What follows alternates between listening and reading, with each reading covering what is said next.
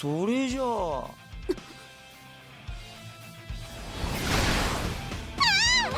ちょいと失礼。今の視線はフェイクか。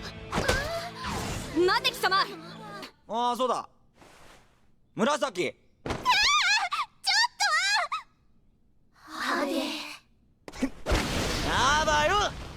You might not recognize the story, an underdog teenager followed by a harem of girls who battles in a high school tournament while using magical powers.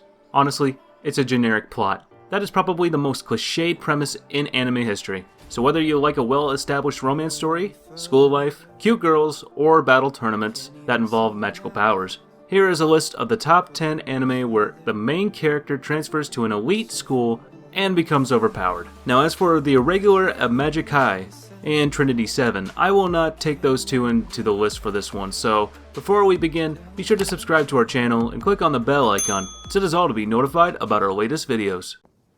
じゃあ、俺が制御できる魔力の一部見せようか。す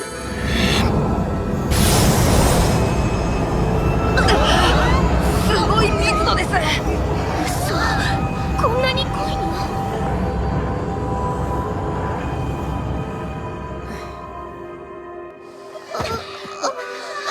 At number 10, we have Wise Man's Grandchild. The first thing you need to know is that Kenja no Mago is indeed an isekai anime. A salaryman unexpectedly dies and is reborn into another world. Like many isekai animes, it's a world full of magic. The great sage Merlin happens to find this unnamed salaryman who was reincarnated as a baby. Merlin names him Shin Wolford and takes him home to raise him as his own grandson. Shin soaks up everything he and his makeshift family teaches him, including enchanting and sword fighting. Shin becomes 15 and an adult in the eyes of the world, but suddenly everyone's hyper aware that he's way too powerful and doesn't have enough common knowledge of the world. So, what did they decide to do? Well, send him to school, of course. Well, at school, Shin easily makes the top of his class, falls for a girl named Sizzline, fights demonoids, and gets into all sorts of situations due to being a bit too oblivious. Evil looms, and it's up to Shin to deal with it all, as the seemingly most powerful mage currently out there, aside from Merlin. Well, that's the story of this anime.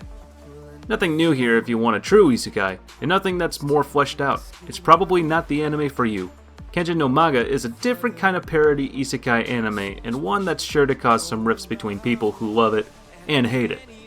But as we say, you've got to give it a go before you know. Number 9. Undefeated Bahamut Chronicle. The story takes place in a fictionary world where there are ancient weapons named Drag Ride that are ancient mechanical weapons.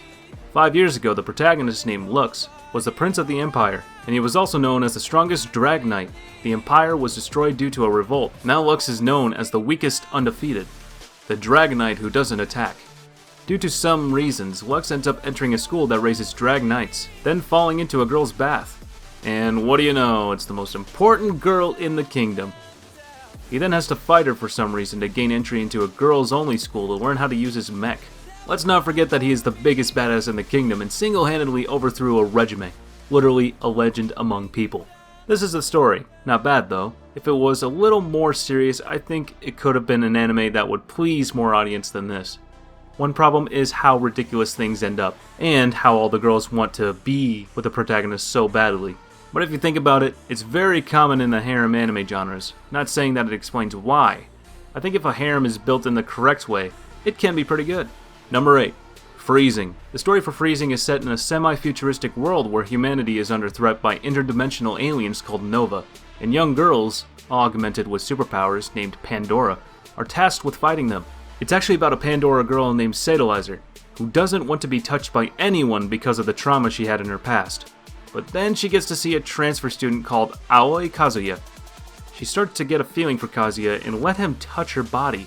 Normally, she nearly killed people who touched her. Wait, let him touch your body? Oh, please don't take it the wrong way. This is not a hentai anime. Alright, back to the plot. The story is pretty interesting. Girls and guys take on roles to use somewhat interesting abilities. It takes place in a school, from the eyes of a young male protagonist, based on makeup of how the roles are set.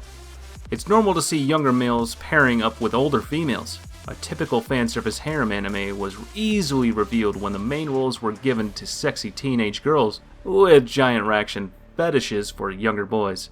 They attempted and accomplished well to have a good amount of action and shonen aspects, which I found the most blatant factor of why this anime was good. Number 7. Tokyo Majin. The story revolves around a group of youngsters, each one of them having their respected influence, as they all have different strengths, weaknesses, powers, and personalities. It seems to be a pretty cool cast. You have the silent boy no one really knows about, the strong and fierce delinquent, the protective girl with healing powers, and it goes on. They're fighting to kill weird monsters. It's like you've jumped right into a game that together, they're with your party. This is an anime that is pretty confusing yet has enough action, shonen, and other stuff that makes you want to keep watching. First episode makes no sense, but if you watch the whole thing, you will love it. Trust me. I mean, well, maybe not love, but you'll definitely enjoy it. Number 6. The Unbreakable Machine Doll. Our story takes place in the early 20th century, where science coexisting with magic has come together to develop living objects that have their own personalities. Fast forward a few years, and the story follows a young puppeteer by the name of Raijin and his machine doll, Yaya.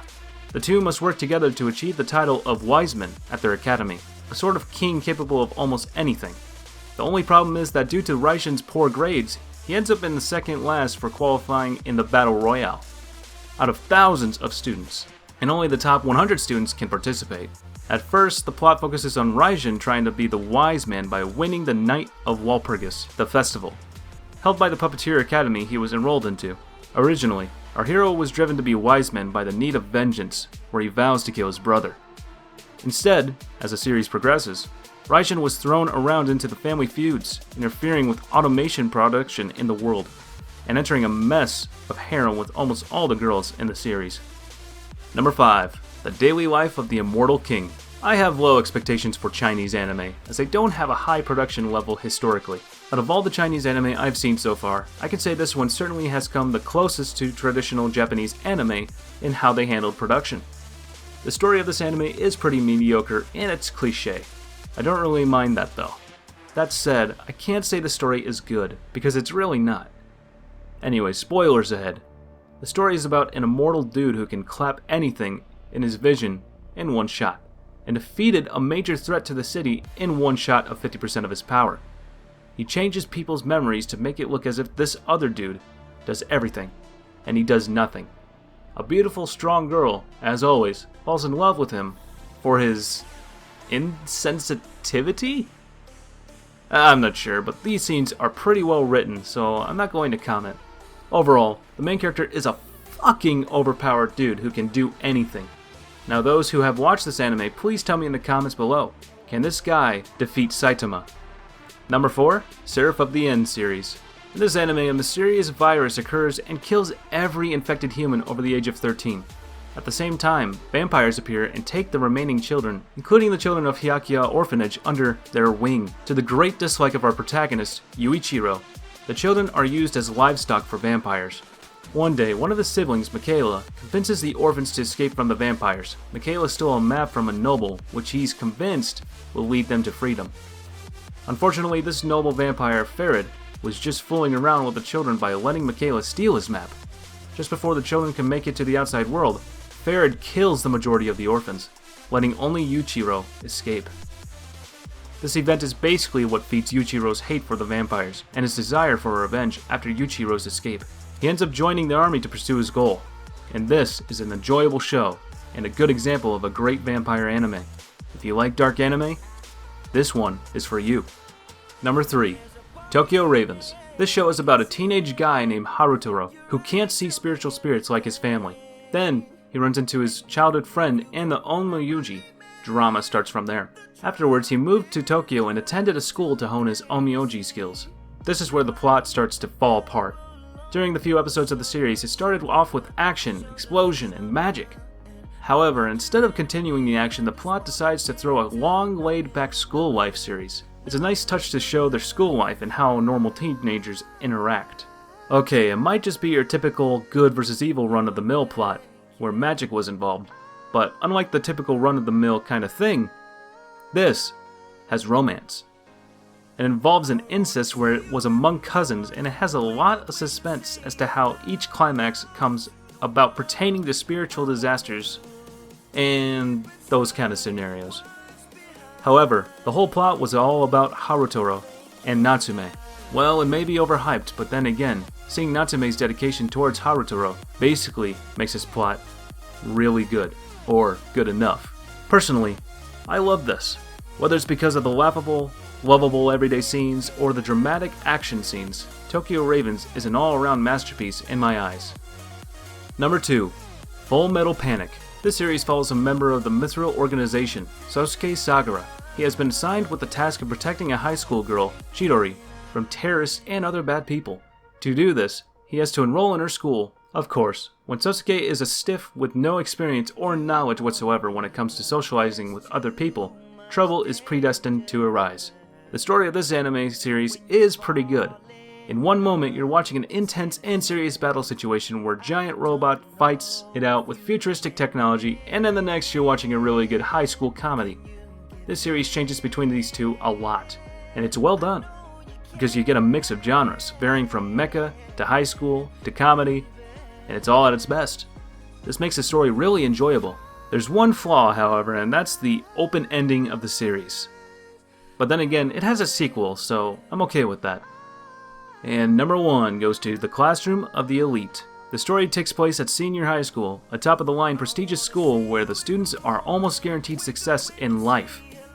Here, students have freedom to do as they please, and they are given a monthly stipend to fund their every desire. Senior high school appears to be a paradise, but underneath the surface, only the best students get treated well. D-Class is a class where the worst students are placed, and here we have our main character, Kiyotaka. Kiyotaka is a student known for getting 50% on all of his exams, but as you know, he is a badass main character. I love this kind of anime the most. The only thing that has me worried is that it ends up being just another 12-episode series. But hey, maybe we'll end up getting a sequel in the future. We'll see. Alright guys, that's it for today. Is there any anime that you think we missed? Be sure to leave a comment down below. Don't forget to like, share, and definitely don't forget to subscribe. And as always, I'll catch you later. See you in the next one.